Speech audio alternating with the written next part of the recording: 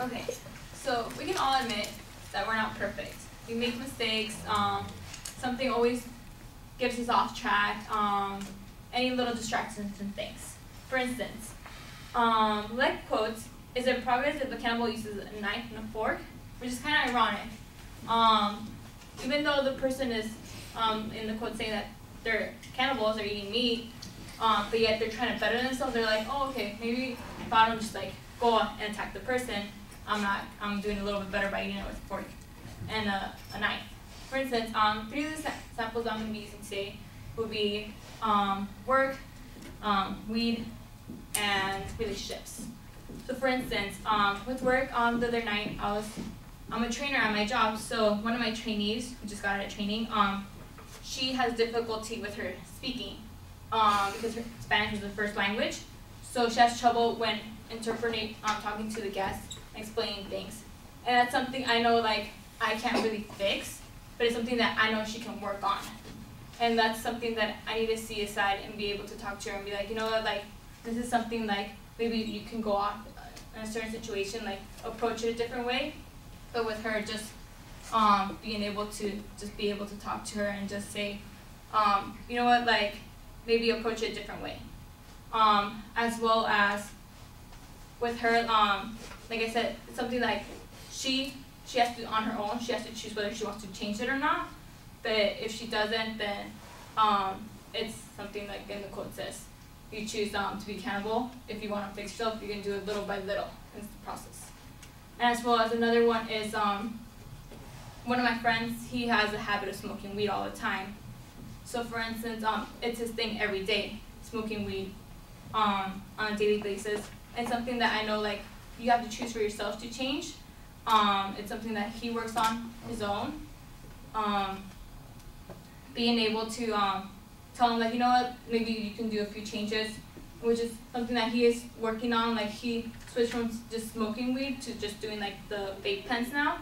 And that's a progress for him, being able to move that up and be able to better result. It's still the same concept, but he's still working on it little by little.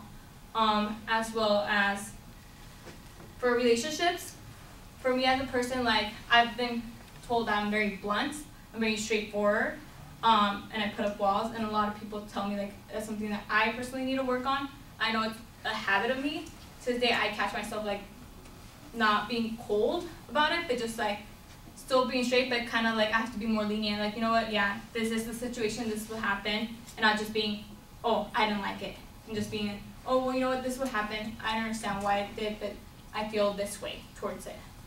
But overall, in my conclusion, I feel that, like, no matter what, like I said, people are human, we make mistakes. We have to have that understanding of being able to sometimes just fix ourselves, even though we don't make that decision towards ourselves and saying, like, you know what, I don't want to fix myself, this is who I am.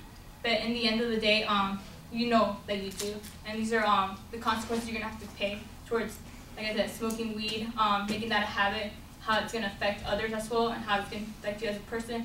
Work, like being able to have that communication with guests, and that holding you back necessarily yourself and the whole company, and as well relationships with others. Thank you.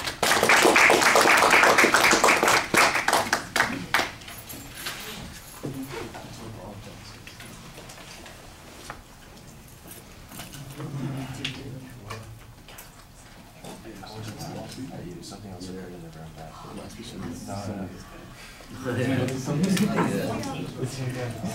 I saw it. That's like I was trying. I was doing my best. Oh yeah, like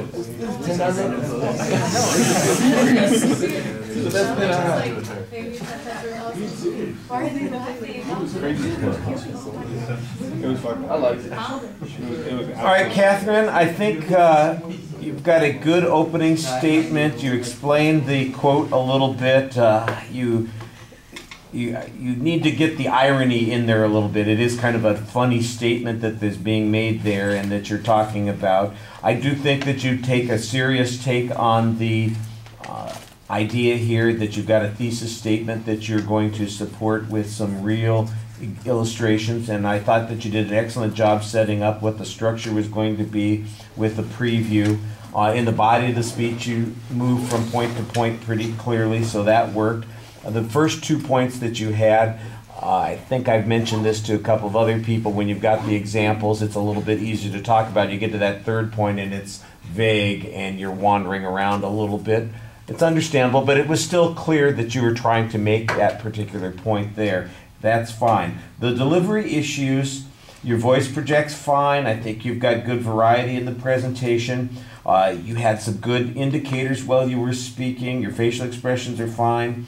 Your eye contact is a little inconsistent. You do look at the audience, but sometimes when I'm watching you, it looks to me like you're just looking around while you're thinking. It's like, and then and you're kind of cruising by people, and even though you're looking up, it's really like you were thinking about the next thing that you're going to talk about, and you get a little not stuck, but separated from the audience while you're doing that.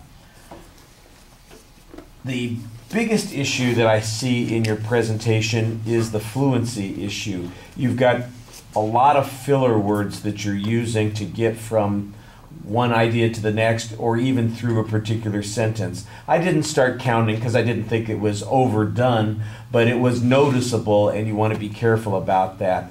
The ums and the word like is your crutch word. You're going to that an awful lot.